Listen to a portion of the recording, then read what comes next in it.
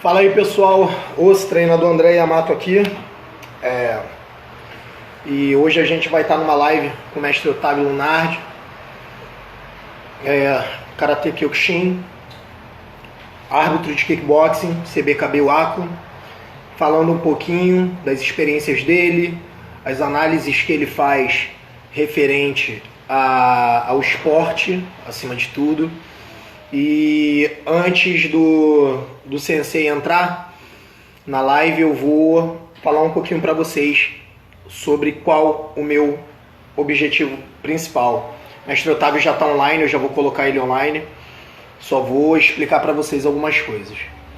O meu principal objetivo, tanto no canal do YouTube, essa live vai para o canal do YouTube, é buscar unificar os brasileiros artistas marciais, aonde a gente tenta colocar de uma maneira onde tenta se entender que não existe a necessidade de dedos apontados, a gente precisa de unificação, senso de respeito. Pessoas como o mestre Otávio, o mestre Carlos, o mestre Claudinho Coelho, entre outros, são pessoas que fundaram pilares tanto nos esportes quanto nas artes marciais. Eu gosto sempre de separar o que é arte desportiva e o que é arte marcial, tá?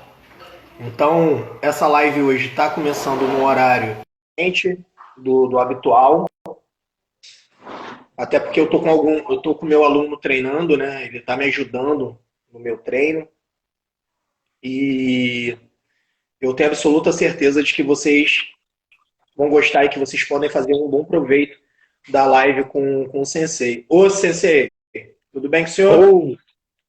Tudo bem, boa noite, tudo bem. Tudo ótimo.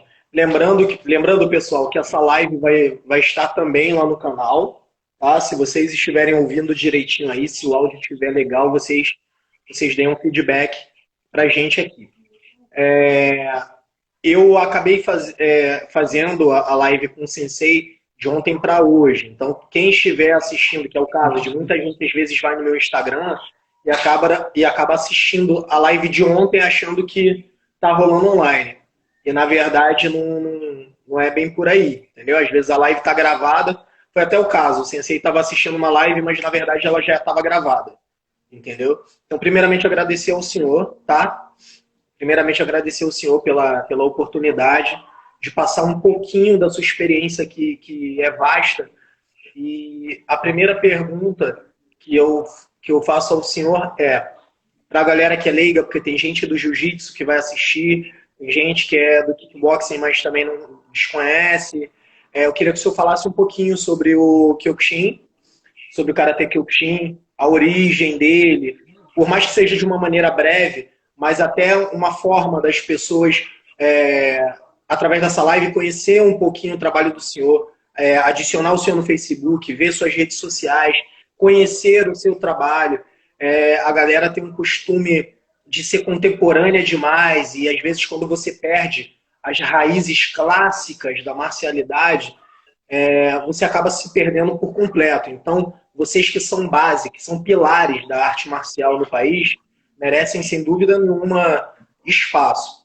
Como eu disse, meu canal ainda é pequeno, é um bebê, só tem 11 dias, mas eu tenho certeza que até o final do ano esse canal vai estourar, porque levar a informação de uma maneira bem honesta. E primeiro eu queria que o senhor falasse um pouquinho sobre o Kyokushin e como o Kyokushin entrou na sua vida.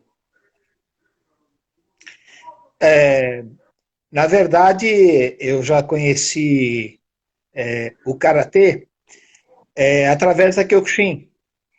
Isso, em 1975, o meu irmão entrou numa academia em Santo André e ele era menino naquela época. E aí foi falando comigo, mas eu não acreditava muito naquilo que ele estava falando. E até que um dia eu fui visitar um treino dele. Na verdade, eu nunca assisti um treino na minha vida.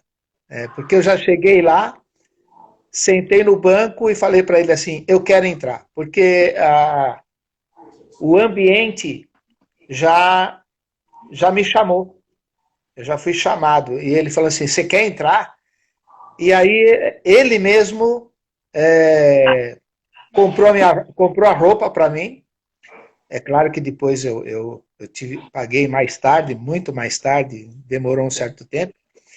Ele comprou a roupa para mim, fez a matrícula e eu já fiz a aula naquele dia. Então eu nunca assisti um treino na minha vida. Entendo. E foi assim que, então, quer dizer, parece que eu não sei quando eu entrei e quando o karatê entrou em mim, porque eu não tive a oportunidade de escolha, né? Eu cheguei lá e entrei. E na verdade, o karatê entrou no Brasil, o karatê de contato, primeiro como karatê de contato, karatê Oyama. E eu fui passando por toda essa fase, karatê Oyama. Aí eu via que lá fora eles chamavam de full contact karatê Kyokushin. Mas aqui no Brasil, se você falasse Kyokushin, ninguém sabia o que era. Então era karatê de contato. Naquela época, 1975, quem estiver assistindo aí, que for do Taekwondo, vai ver que o Taekwondo também tinha a mesma coisa. Não existia Taekwondo, era karatê coreano. Sim. Então eu sou daquela época que as coisas estavam surgindo no Brasil, né? E para ter uma ideia, o karatê, o marco inicial do karatê Kyokushin no Brasil foi em 1972. Sim. Então, mas nesse tempo todo foi engatinhando, vai dar aula na polícia, na Guarda Civil, dar aula aqui foi em Santo André, dar aula num lugarzinho aqui, outro ali, até que começou a estourar mesmo depois de 1976, que começou a ser karatê Oyama. Depois chegou um momento em que começou aí era aceito pela Federação Paulista de Pugilismo, né? Uhum. Que aceitava todas as lutas naquela época, até que falou, não, peraí, vocês... 70 e quanto, Sensei? Como? Isso em 70 e quanto? Década de 70? Na década de 70 ainda, 76, 77, até que eles falaram, peraí, vocês são karatê. Mas nós não éramos aceitos pelo karatê, porque o karatê não tinha o contato, então era todo um sistema diferente. No caso, antigamente o karatê, o contato era bem rápido, mas não tocava, só relava a mão, é isso? Não, o karatê... O karatê Kyokushin entrou já no Brasil com o contato. Não, sim, o Kyokushin, mas o karatê que já havia aqui no Brasil, ele não tinha esse contato, ele era só de ponto, é isso? Antes do Kyokushin chegar, o karatê que já só havia... naquela época só existia o karatê Shotokan ou o Goju-Ryu, era sim. O karatê da Federação Paulista de Karatê, que existia o contato, semicontato. Não, era o contato, semicontato como tem até hoje. Sim. Só que nós fazíamos um karatê diferente, né? Que era o karatê com o contato, visando o nocaute. Então, o que acontecia? Não era aceito pela federação porque eram regras diferentes, né? Então, daí, mas o pugilismo aceitava a nossa federação, para que não fosse uma coisa ilegal. Até que a Federação Paulista de Karatê resolveu colocar o Karatê Kyokushin dentro da Federação Paulista de Karatê. Mas, mesmo assim, não dava muito certo, porque o pessoal da Kyokushin não aceitava mudar as regras. E o Karatê tradicional, né, no caso do Shotokan, também não aceitava. É claro, cada um tem sua forma de treinar, entendeu? Então não adianta, tem horas que as pessoas começam a querer brigar por coisas que não têm sentido, né? não adianta querer mudar a característica do karatê de contato. Karatê de contato é karatê de contato, karatê semicontato é karatê semicontato. Então não adianta querer mudar a característica, entendeu? Então não adianta querer também falar que um está certo, outro está errado. Cada um está certo dentro da sua lógica. Mas aí ficou aquele conflito, até que eles próprios nos ajudaram a montar a Federação Paulista de Lutas de Contato Kyokushin Oyama. Mestre, nessa época, me explica uma coisa, era uma federação para vários estilos marciais? No caso, a Federação de Pugilismo, ela era responsável por vários tipos de luta? Ou era só voltado a boxe, karatê? Ou eram vários estilos? Todos os estilos eram uma federação só? Nessa época. Na verdade era só um jogo político, né? A Federação de Pugilismo, ela falava assim, olha, para que vocês não fiquem... vocês não têm força de federação, certo? Sim. Então, para que vocês não sejam clandestinos, né, para que não entre uma palavra aí que eu não gosto, mas que tem que falar, para que vocês não entrem na picaretagem, então vocês vão ser supervisionados por alguém. Então, foi filiado ao pugilismo, certo? E simplesmente era uma questão de documentação só, está lá documentado, são aceitos, são documentados, vão pagar os impostos, vão ter uma supervisão, mas não que houvesse uma interferência técnica ou qualquer coisa assim, entende? E até que, saiu do pugilismo, foi para o karatê, do karatê, então criaram a Federação de Lutas e Contato Kyokushin Oyama, e aí foi se expandindo. E muita gente, como eu, ajudou na formação do Kyokushin no Brasil. Eu fiquei aí desde 1976, 77, até 1997, foi quando... eu estava com alguns problemas pessoais e também já tivemos alguns problemas com a federação naquela época, que a gente estava numa fase de transição, né, que eu não quero entrar em detalhe agora, e essa fase, né, porque nessa fase ficou uma coisa meio pesada e alguns dos professores que estavam assim muito... incomodados com aquela situação, resolvemos sair. Dentre os mais graduados estava eu, no caso, que era terceiro dan naquela época, em 1997, e o Ademir da Costa, que é quarto dan, que vocês devem conhecer, e nós resolvemos montar um estilo que a gente chamou de Seiwakai. Seiwakai. E, na verdade, nós fizemos o seguinte, para vocês terem uma ideia de quanto a gente se preocupava com a hierarquia, que é uma coisa que hoje as pessoas não se incomodam muito mais, com respeito ao nosso mestre, porque uma vez eu vi na igreja uma frase de um filho, uma filha, não sei, que tinha um pai que bebia. E o pai aparecia bêbado em casa e batia na mãe, e batia neles e tal. Aí o pastor falou assim, olha, você não odeia o seu pai, você odeia a pinga que seu pai bebe. Então, na verdade, se você ama o seu pai, se você respeita o seu pai, não é porque ele está bebendo, ou é porque aconteceu alguma coisa com ele, que você vai deixar de respeitar, porque o respeito está aqui dentro. E a mesma coisa aconteceu entre nós e toda a diretoria da Kyokushin naquela época, os mestres, tudo. Então, existe um respeito muito grande entre nós, que somos Kohai, e o nosso mestre.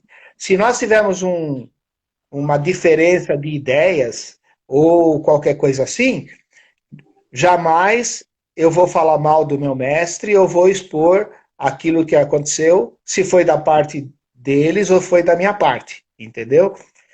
É uma coisa assim de conflito de ideias. Então, isso que. Aí todo mundo quer saber, assim, por que que fez isso, por que fez aquilo, como se quisesse encontrar um culpado. Não é culpado. Chega uma hora, você está de camisa amarela, de repente eu estou de camisa preta, meu, você tem essa ideia e eu tenho essa. De repente, se isso entrar em conflito, a gente tem que se afastar, só isso. É verdade. E o respeito continua da mesma forma, da nossa parte, pelo menos da minha parte, né? E isso é uma coisa muito importante. Então, e aí o que aconteceu? A gente foi com a Sei Wakai, ficamos por alguns anos lá, e até que um dia eu tive a necessidade também de sair da Sei Wakai. Então, daí eu montei um, um estilo. Na verdade, eu não só troquei de nome, eu coloquei bastante coisas mesmo no estilo, que chamei de Rei Kokai. E um dia eu estava no Chile e justamente lá estava o genro do mestre Oyama, né? Yoshikazu Suzuki, e eles me pediram, foi uma coisa assim incrível, né? Como as oportunidades aparecem na vida da gente, né? Eu fui para ser técnico do meu filho, Vinícius Beretta. E aí chegou lá, eles falaram assim, olha, Otávio, faz o seguinte, o Pedro Pino, né, que é o Shihan Pedro Pino, começa sendo árbitro aqui da molecadinha pequena, e depois a gente troca você, tal, você pode ser o técnico do seu filho, tranquilo, não tem problema. O Vinícius Beretta está aqui, está assistindo. Tô vendo. Oi, filhão. Né? Você está em Portugal. Está em Portugal. Então, aí ele falou para mim assim, por que que você... então, comecei a ser arbitrando as crianças, e aí, sendo árbitro central, e aí iam subindo as categorias, não, agora você vai mais um pouco. E lá a gente usava os aparelhos com aquele microfone e tal. Eu falei, não, mas agora eu tenho... Não, vai mais um, até que chegou a hora da categoria absoluta. E era um campeonato, era um mundialito. Era um mundialito, inclusive estava o Higatoma, do Japão, disputando o campeonato, como se fosse um mundial. Aí o que aconteceu? Chegou na hora, não, você vai também ser o árbitro da categoria absoluta também. Isso foi no sábado. Ainda tinha o domingo. Aí chegou na hora e falou, agora o Vinícius vai lutar. Não. Ele não precisa de técnico. Você continua. Bom, resumindo, eu fui árbitro central de todo o campeonato. Inclusive até das lutas do Vinícius, né? E graças a Deus o Vinícius ganhou todas as lutas por nocaute, então não precisou das minhas decisões, né?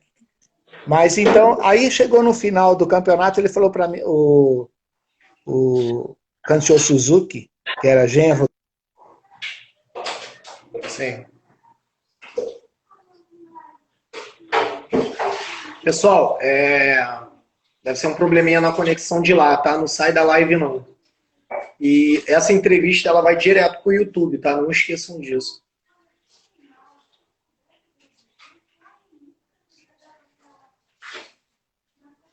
E vai dando feedback, galera. Se o áudio tá legal, se a imagem tá legal, ela tá com... Eu não sei até onde você... Teve uma quebra de sinal aí do senhor, mas agora já voltou. Certo. Bom, resumindo, ele me convidou para que eu fosse representante do Brasil pela Iko Sosai. Uhum. E aí eu... Aqui, abaixa aqui o seu para não dar microfonia. Bom, resumindo, então, eu fui até o Japão, nós fizemos um treino no Chile, fomos até o Japão. Eu fui 4 vezes ao Japão, inclusive eu fui árbitro 4 vezes do Memorial Mazoyama, e isso foi muito importante. Na sequência dessa visita ao Japão, aconteceu algo que está acontecendo agora atualmente. O representante da Europa, o Shihan Horácios, da Romênia, ele e o Kancho Suzuki foram até a Suíça e se encontraram com um brasileiro, que é o presidente da Confederação Brasileira de Karatê Interestilos, o professor Oswaldo Messias de Oliveira. Não sei se você conhece. Sim. E o professor Horácios me convidou para que eu viesse aqui ao Brasil conversar com o professor Horácios, aliás, o professor Oswaldo, para fazer parte da unificação do karatê de contato no Brasil, para que a gente fizesse um molde de karatê olímpico baseado em três categorias diferentes. A primeira seria o karatê tradicional, que normalmente é representado pelo Shotokan, o karatê geral, que são todos os estilos de karatê de semicontato, exceto o Shotokan. E aí nós teríamos o nosso espaço, que é o karatê de contato, e quando tivesse um campeonato, cada um iria lutar dentro da sua modalidade. Então não teria mais aquela coisa do cara do karatê de contato vai ter que lutar nas regras do karatê semicontato. Entendi. Entendeu? E praticamente foi colocado assim, cada um no seu quadrado, com a devida... Exato. Você falou a palavra certa, cada um no seu quadrado. Então, por exemplo, hoje não, desde aquela época, eu fui lá, conversei com o professor Oswaldo Messias e assim, simplesmente eu fui me adequando ao evento. Como que se comporta o atleta, como que quando ele pode entrar ou sair dentro da quadra, qual é as regras de disciplina da CBKI, como se comporta a torcida, porque tem todo um sistema diferente daquilo que a gente estava acostumado, porque é assim, imagina você está na área de luta, e o pessoal está lá tudo torcendo para que você ganhe, para que você nocauteie o seu adversário. Mas, em compensação, no tablado do lado, tem lá alguém fazendo kata, que precisa de todo o silêncio, precisa de toda a concentração. Entendi. Entendeu? Começou a haver um protocolo para modus operandi durante o evento. Não é isso? Sim. Legal. Muito legal. Inclusive, nós tínhamos aí equipes, né, da nossa parte que levavam cornetas. Sim. Então, já no primeiro evento já tiveram. Corre lá, fala pro pessoal, para de tocar corneta, porque o pessoal tá fazendo kata. Então a gente foi se adaptando, e o professor Oswaldo, ele é muito inteligente. Ele tem assim uma maneira muito prática de tratar todas as pessoas, de fazer com que todo mundo siga os regulamentos e resolva os problemas sem magoar ninguém, sem brigar com ninguém. O pessoal fala, faz favor, pede para eles pararem. Sensei, e a gente aí está falando de que ano? O senhor lembra? Época? Então, oi? Voltou? Voltou. E aí a gente está falando de que ano, mais ou menos? O senhor, foi anos 2000 ou bem anterior a isso?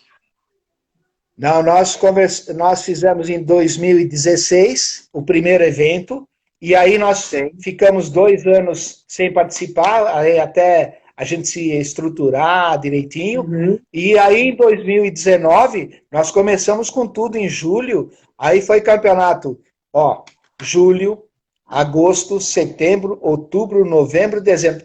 Então, um campeonato por mês. E nós começamos levando lá. O primeiro campeonato nós levamos 60 atletas. E 60 só. Mas o campeonato da CBKI, isso foi em 2016. O campeonato da CBKI gira em torno de 1.000 a 2.000 atletas por evento. Meu Deus. É um mega campeonato.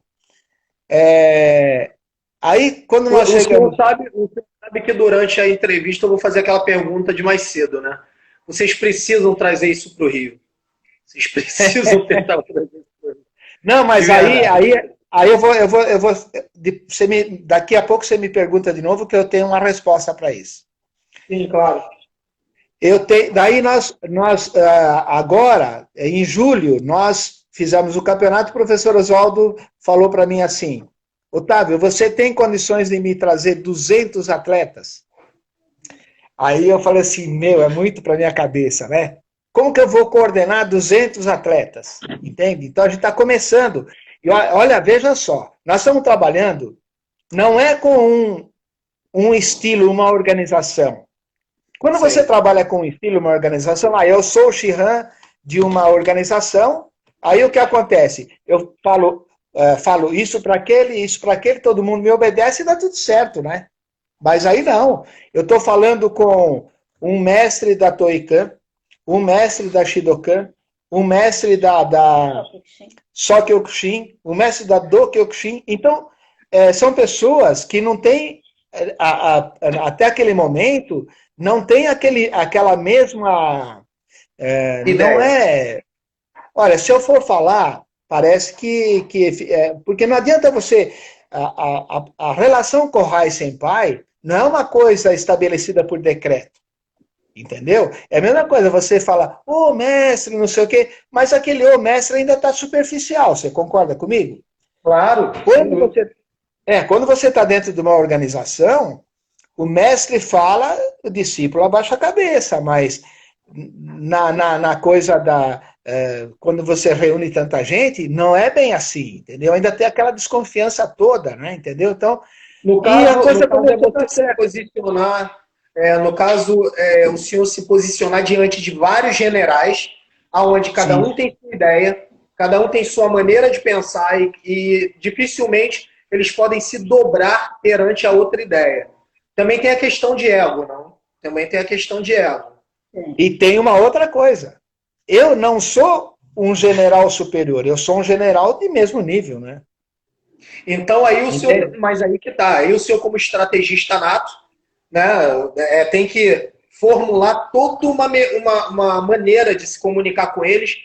É muito político, né? Uma jogada bem tem que ser bem dinâmico para você conseguir convencer todos. Isso realmente deve ser bem complicado, muito complicado. Mas aí tem a coisa assim, né? Aí eu quero... Posso anunciar aqui? Tenho 2 primos, a Solange e o Ed, entraram aqui, o Sensei Bate entrou aqui também. A galera do lado de cá também está assistindo em peso, senhor. Opa, é isso aí. Bom, mas aí tem uma coisa que simplifica tudo. Simplifica tudo. Quando as pessoas entendem que o seu objetivo é o objetivo deles, aí eles te respeitam. Sim. Entendeu? Não adianta eu querer impor. Eles querem um líder. Sim. Mas o líder tem que querer o que eles querem. Essa é a coisa. Então deu certo de eu encontrar um grupo que está querendo a mesma coisa que eu quero. Sim. E eu só... Muitas vezes eu nem determino, eu pergunto, e aí, como é que vai ser aqui ou ali? Vai ser, então tá, vamos lá. Eu acredito, Sensei, que a grande diferença de um líder... O senhor está conseguindo me ouvir aí? Estou ouvindo bem.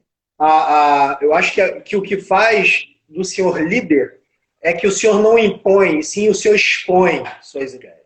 O líder, quando ele expõe as ideias, ele abate o ego de todos. Então, já quando a pessoa impõe, nem todo mundo está apto a aceitar imposição. Agora, quando a pessoa faz uma exposição, ela dá a liberdade da pessoa de acatar ou não. E o senhor dá essa escolha, né? Bom, eu tenho isso para oferecer, vocês aceitam ou não? Eu acho isso louvável, porque nos dias de hoje, nós vivemos no meio marcial, né? Como eu falei para o senhor mais cedo, eu gosto de diferenciar o meio desportivo do meio marcial. Né? Até o senhor conversou comigo sobre isso. São dois meios Sim. totalmente diferentes. Atleta Sim. e artista marcial são dois seres totalmente diferentes. Enquanto um Sim. respira arte marcial, o outro praticamente pratica esporte por vários motivos. Hobby ou dinheiro, tanto faz. O artista marcial não, ele respira. Né? É o dor, como o senhor falou mais cedo. Exato. E assim, eu tenho uma pergunta que eu queria fazer para o senhor, depois de ter ouvido todo esse percurso, que é o seguinte: o senhor já conhece o Karatê há muito tempo, e uma pergunta que eu queria fazer para o senhor, porque eu imagino que é óbvio que o senhor viveu essa época. Como o senhor recebeu a notícia do falecimento do Sensei Masashi Soyama, e como foi para o senhor ver praticamente a pedra de fundação desse estilo partindo? Como foi para o senhor? O senhor lembra mais ou menos como foi esse dia? O senhor lembra quem foi que te contou? Como o senhor se sentiu? Porque isso também é importante para essa galera nova que está assistindo, que o elo máximo de um aluno com seu sensei, porque querendo ou não, ele era seu sensei direto, ele é o criador daquelas informações que o senhor aprendeu. Ele não deixou de ser seu mestre, entendeu? E como foi para o senhor receber essa notícia? Saber que a pedra de fundação do que o senhor ama, infelizmente, partiu. Para mim foi assim uma coisa... naquela época não tinha internet, foi 26 de abril de 94, e por coincidência eu fui na Academia Matriz, na São Joaquim. Sim. E aí eu cheguei na academia e fui cumprimentar o meu mestre. E eu estava cumprimentando o Shihan e ele falou assim: tá vendo lá? Aí eu olhei, tinha um tipo de um altar lá, assim, né? Que eu não entendo muito bem dessa parte, que os japoneses... No caso, era um altar com incensos e com rosário para fazer as preces funerárias. Sim. E aí ele estava muito chateado, ele estava... praticamente ele não me falou, né, o que aconteceu. Vai lá. Aí eu fui lá, fiquei assim, estava a foto do mestre, estava aquele altar lá, e eu fiz assim, daí eu senti algo. Mas não sabia o que tinha acontecido. Não sabia o que tinha acontecido, foi uma coisa assim, aí o que foi? Não está vendo o que aconteceu? Porque você imagina quando tá todo mundo chateado, né? Todo mundo foi pego de surpresa, porque a morte dele foi uma coisa assim muito rápida, né? Me parece que em 20 dias ele descobriu que tinha uma doença e morreu. E aí foi uma coisa assim muito... E ele ainda estava jovem, né, Sensei? Eu considero que a idade que o Sensei faleceu, ele ainda era um homem jovem, entendeu? Hein, Sensei? Eu costumo dizer que ele ainda era um homem jovem, né? Mesmo com a idade dele na época, ele ainda tinha muita coisa para viver, né? Muito forte, né? Muito forte. Eu estive 2 vezes com ele. Ele era muito forte. 2 vezes. Foi aqui no Brasil. Era, Sensei? Agora o senhor entrou numa linha agora muito tênue, um fã. Agora sai o entrevistador e acaba entrando o fã perguntando para o senhor agora. né? Se o senhor falar que conheceu o Andy Hug, essa live aqui vai ter umas 4 horas. Eu vou pedir para o senhor só falar Não, disso. não. Mas Não, mas eu não conheci o Andy Hug, não conheci, mas o Sensei mas Oyama chegou a ter contato com ele de chegar perto dele? como eu não compreendi. O Sensei Oyama, o senhor teve a oportunidade de conhecer pessoalmente, chegar perto?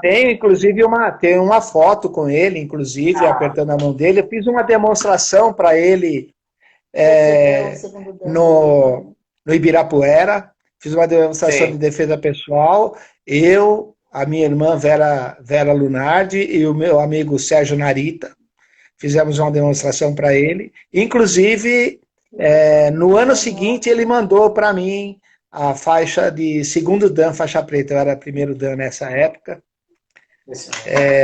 Eu não me lembro exatamente o ano, agora me fugiu da cabeça.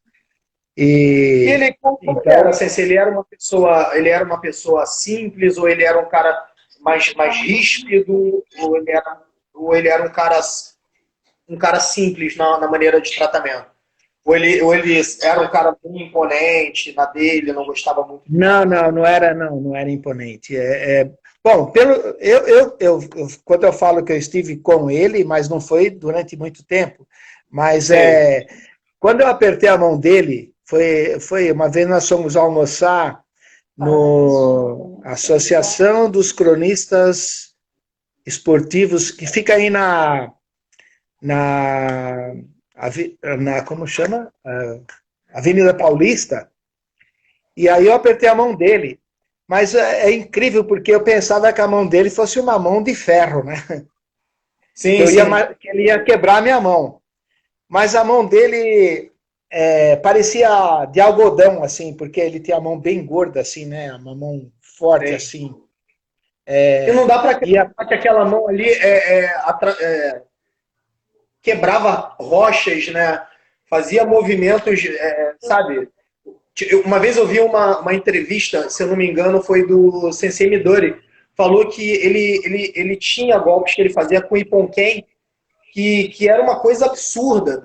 Parecia que a pessoa tava, sabe? Ele treinava várias partes da mão, né?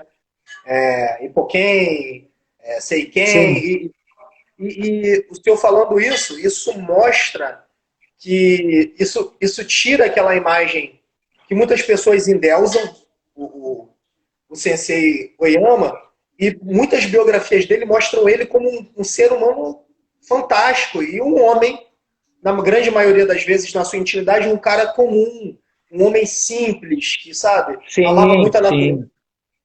sim, sim. Sim, Ele tinha Alexandre Prates, está aí, né? O Sensei Marcelo também. Então, quando eu apertei a mão dele, eu fiquei encantado, porque eu sentia acolhido, eu não sentia alguém apertando. Eu já recebi apertos de mão, assim, do cara quase me quebrar a mão, né? Pessoas mais fortes. Não, mas ele era muito forte, mas sabe quando você se sente acolhido, né? Então, assim, foi assim muito emocionante. E nós conseguimos colocar naquela época 2 quilômetros de uma em uma pessoa, 1 metro por 1 metro, cada um longe 1 metro do outro, desde da, da Avenida Paulista até o ginásio do Ibirapuera, dos dois lados, e ele passou no meio, assim. Então, 2 quilômetros, muita gente, todo mundo de kimono, foi uma coisa assim muito bonita que nós fizemos aqui no Brasil. E, Saúde Crap, Saúde Crap, mas Carlão Teixeira, aqui de Niterói. Obrigado.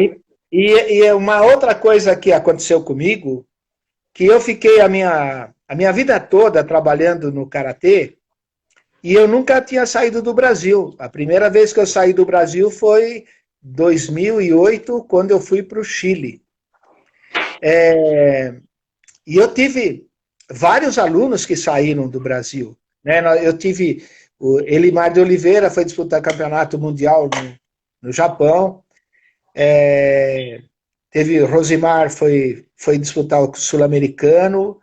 Eu tive o Glaube Feitosa, foi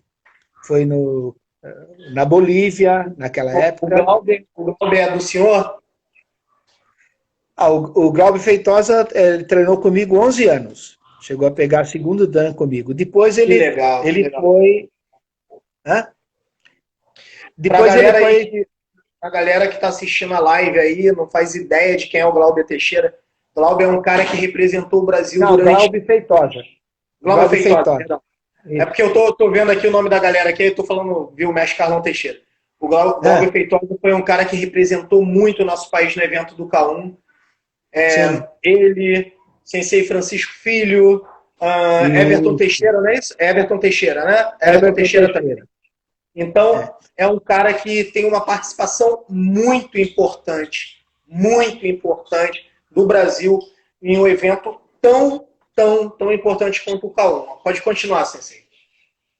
Com o Everton Teixeira, eu quase não cheguei a treinar, porque quando ele começou a ascender, eu estava saindo da Kyokushin. Mas o Francisco Filho, eu acompanho grande parte da carreira dele, e depois o Glaube Feitosa foi treinar justamente com o Francisco Filho na Matriz. Imagina só um cara de 1,95 m de altura, vai bater protetor comigo de 1,70 m, né? Ele batia em mim e me jogava para trás.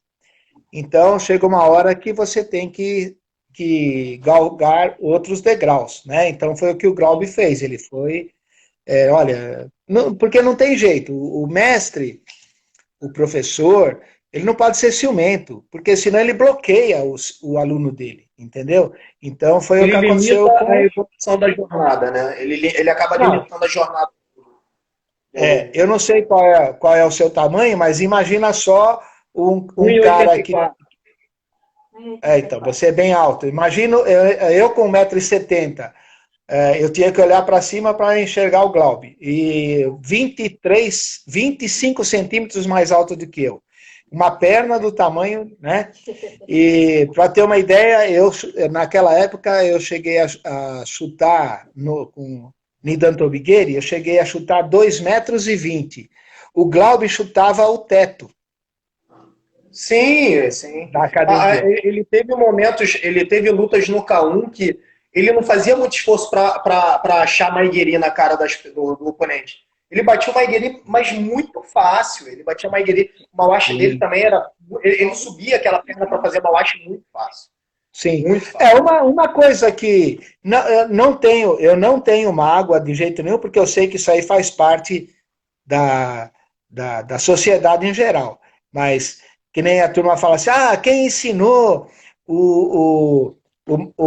como é que eles chamam? Eles chamam de... Puxa vida, como é que eles chamam? Mawashi Brasil, não sei o que lá. Brasília Antique. Brasília Antique para o Glaube e tal. Não, aquilo lá a gente treinava normalmente. Tanto é que você pega, por exemplo, o Ademir da Costa, todo o pessoal que a gente treinava naquela época, a gente fazia o Mawashi Kubigeri normalmente, que hoje o pessoal fica falando de Brasília Kick aí. E o senhor diz que é aquele Mawashi que ele pega aqui e... Não é esse? Sim, ele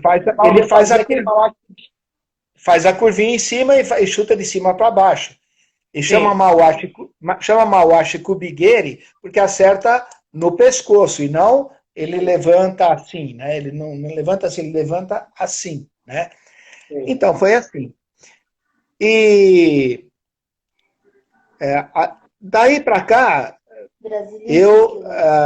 a outra coisa que eu gostaria de falar, já que você é fã do Mestre Oyama, uma coisa especial que eu senti quando eu fui para o Japão foi justamente quando eu fui na Matriz, que era a academia do Mestre Oyama.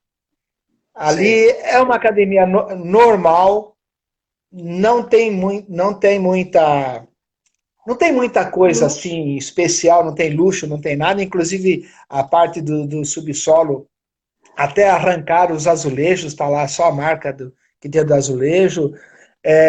Mas olha, é algo assim que você entra e você sente um arrepio. E as 4 vezes que eu fui lá, eu senti a mesma coisa. A energia deve ser muito... A energia do lugar deve ser muito, muito forte, né? Isso. Quantos guerreiros... Mestre Cláudio Coelho, boa noite. Está assistindo a live aqui também, Mestre Cláudio Coelho.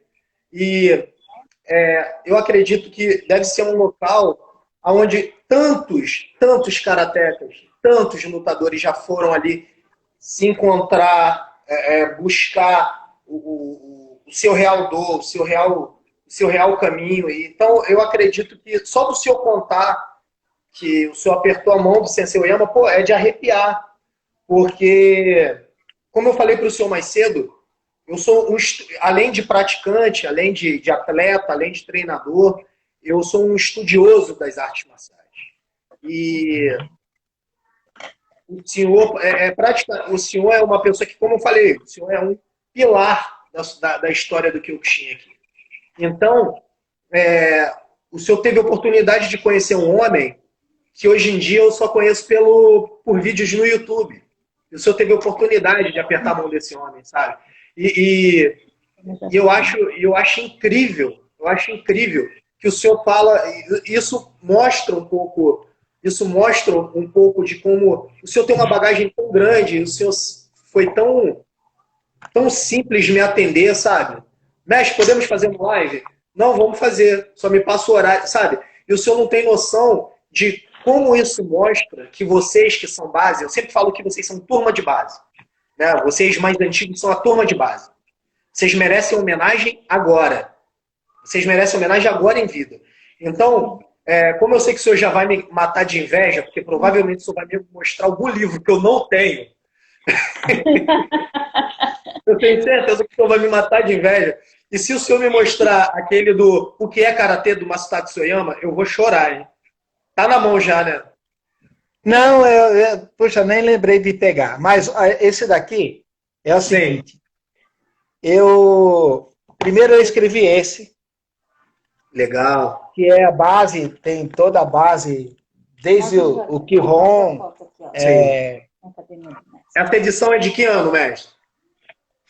Esse aqui foi qual ano? 2015. Não, mas aqui é o seguinte. Eu até hoje não tive condições de editar um livro ainda. Esse livro aqui... Não, esse livro aqui, eu fiz o seguinte. Eu imprimi ele numa impressora Epson em casa e eu costurei o livro e fiz a capa, eu fiz tudo. Eu fiz tudo isso daqui, eu que fiz na mão, isso daqui. Eu fiz 500 livros desse e 500 daquele outro. Sim. E, inclusive, tenho... Aqui, tá vendo? Esse aqui é o genro do mestre, a filha dele. E... deixa eu ver. Eu vou ver se eu consigo mostrar uma coisa aqui. Peraí. Cadê a foto do mestre que eu tirei com o mestre? Porque enquanto o senhor vai procurando aí, me responde uma coisa. Por que o senhor acha que o Brasil tem essa dificuldade de dar apoio? Meu Deus do céu. Aí o senhor quer arrancar lágrimas de um cara peso pesado, hein?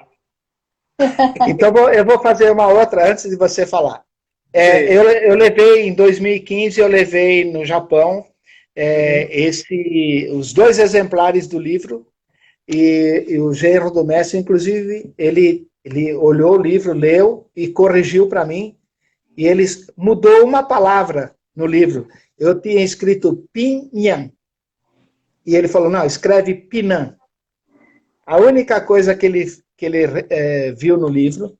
E quando chegou em 2016, eu voltei ao Japão, estavam os 2 livros assim no balcão da academia. Meu Deus. Isso aí foi o maior presente que eu já ganhei até hoje na minha carreira de atleta e artista marcial, foi chegar no Japão e encontrar os meus livros, os meus 2 exemplares, junto com os livros do mestre Oyama, colocados no balcão. Incrível. E aí ele me deu também uma caneta do mestre Oyama e um globo um globo de vidro, puxa, pega ali, pega ali, pega ali. Você me pegou de surpresa, se eu soubesse, tinha deixado tudo de lado. Então, e hoje eu tô assim, se por acaso me aparecer a oportunidade de eu editar esse livro, porque eu já vendi 500 desse e 500 desse. Inclusive para o Japão, para o Chile, mandei pelo correio, tudo pro pessoal. Mas talvez eu consiga. Bom, eu tenho uma pergunta para fazer para o senhor. Lembrando, Sensei, que o Instagram, o senhor está conseguindo me ouvir direitinho? Estou ouvindo. Está conseguindo me ouvir certinho aí? Estou ouvindo bem. Estou ouvindo bem. O Instagram, ele tem sempre um limite de 1 hora. Qualquer coisa, se bater aqui o tempo, eu encerro essa e a gente dá início a outra. Tá. Tomara que nunca esteja perto disso. Porque senão eu realmente eu vou fazer mágica. Hein, Sensei? Então, assim, o Instagram ele tem um limite de qualquer coisa, eu encerro e dou início a outra live, tá? Com o senhor, só para a gente dar continuidade. Olha só, agora eu queria que o senhor me falasse nessa história, nessa vida, né? O senhor tem uma vida no... Meu Deus. Para com isso, Sensei, para com isso. Não faça isso comigo. Não faça isso comigo. Eu queria que o senhor me falasse, na opinião do senhor, quais foram, na sua opinião, os 4 maiores campeões de Kyokushin da história, na sua visão pessoal, na sua visão como sensei. Quais eram aqueles que o senhor percebia que eles realmente tomaram conta na época dos eventos, cada um na sua época, se for algum de época diferente? Bom, aqui no Brasil, sem dúvida nenhuma, Ademir da Costa. É um cara que eu treinei com ele desde pequeno, praticamente, ele foi meu professor. Eu tive muitos professores, graças a Deus, eu tive muita sorte. Aliás, não sei se isso é sorte, mas era duro aguentar eles, né? Mas Ademir da Costa, com certeza, para mim foi o melhor. O Francisco Filho, eu treinei com ele até 1997. Foi no ano que ele ganhou do Andy Hug. Sim. E para mim, diga-se de passagem, eu amava o Sensei Francisco. Quando ele derrotou o Sensei Hug, eu parei de gostar dele. Mas Andy Hug velocíssimo. A mão dele Mas Andy Hug foi, para mim, dos estrangeiros, o melhor. E o Francisco Filho ganhou 2 vezes dele, né? Sim, verdade. 2 vezes dele. No K1 e na luta de Kyokushin, né? E na Kyokushin. E tem 2 no Japão que assim, que eu respeito demais mesmo, que foi assim, de uma performance técnica muito grande. Primeiro foi a Kiyoshi Matsui, né? Que hoje é o Sim. Matsui. E hoje em dia ele é presidente, o Sensei, da organização. Ele era presidente de uma... O Sensei Matsui, ele era presidente de uma organização, não era? Ele ainda é dela? Ainda é da ICOM. Ainda é. Né? E o... Tio Di. Oi, Tio Di. E o... Puxa vida, me perdoa, eu tô vindo de um AVC de 1 semana e pouco, eu ainda tô, às vezes a memória ainda escapa.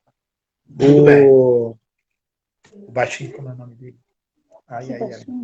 Peraí, daqui a pouco eu lembro dele. Agora... Sensei Midori? Midori. Desculpa, Midori. Kenji Midori, justamente. Esse aí foi altamente técnico, baixinho. Uma pergunta que eu até queria fazer para o senhor. eu percebo que o Kyokushin, ele é um estilo muito útil para pessoas de baixa estatura.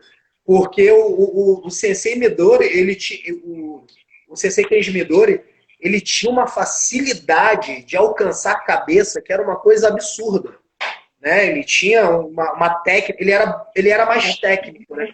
Ele não é, o Sensei Matsui parecia ser um cara mais bruto, ele ia em frente no combate. O Sensei Midori já era mais técnico, ele já era o cara que se deslocava para bater. Enquanto o Sensei Matsui ele já ia para, digamos assim, para matar. Né? Eram dois estilos diferentes, mas dentro da mesma Sim, sim. Sim. Cada um na sua época. Mas o importante aí, não sei se.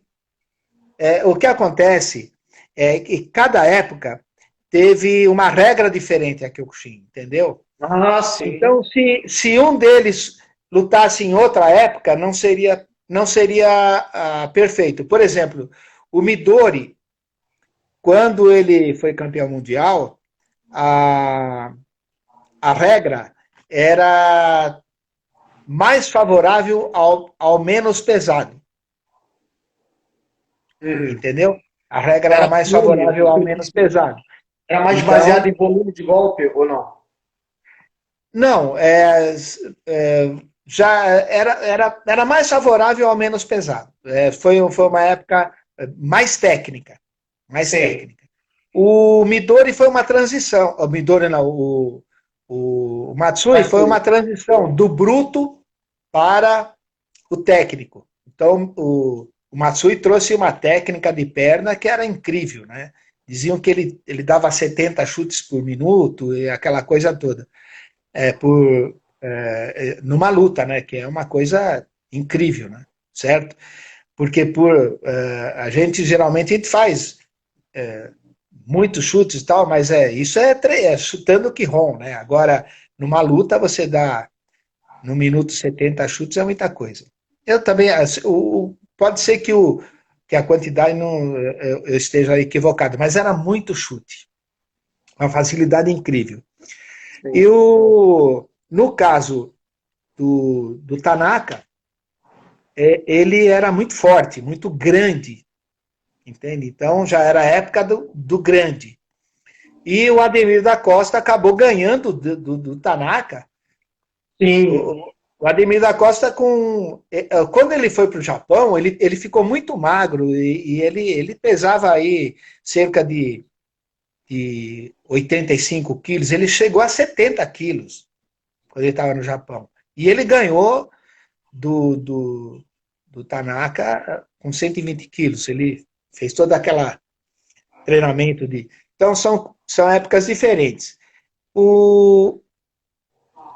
Um outro que se destacou muito naquela época teve o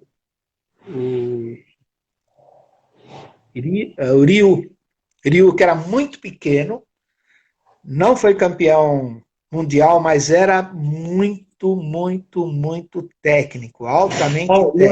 O André Balsi, ele falou Makoto Nakamura era um dos grandões da época. Verdade, tá falando. Puxa, obrigado, André. Obrigado, porque não é Tanaka, é Nakamura. Quando eu falei Tanaka, é Nakamura, tá? Sim. Muito grande, Makoto Nakamura, exatamente. Bom, esse foi assim, os expoentes, né? Mas aqui do Brasil, com toda sinceridade, né? Não vou falar de Everton Teixeira, porque, como eu falei, já é de 97 para cá. Mas nem o próprio Glaube internacionalmente, porque eu já estava fora daquela época desse grupo. Mas o primeiro, Ademir da Costa, e segundo era o Francisco Filho. Francisco Filho também foi excepcional. Muito, muito, muito. Aplicado em treinamento, que você, assim, é isso que às vezes as pessoas não entendem, né? Muita gente fala assim, o cara é forte. Se vocês vissem o Ademir da Costa treinando, e a gente treinava junto com ele, e tentava acompanhar, e depois eu também treinei junto com o Francisco Filho, né? Era assim, era um treinamento desumano. Treinamento desumano naquela época. Não era um treinamento científico, sabe? Aquele treinamento que você é igual. Eu sei. Só para a gente ir para a próxima parte da live, que deu tempo restante aqui. Eu já vou ligar para o senhor de novo. Calma aí rapidinho. Ok. Pessoal,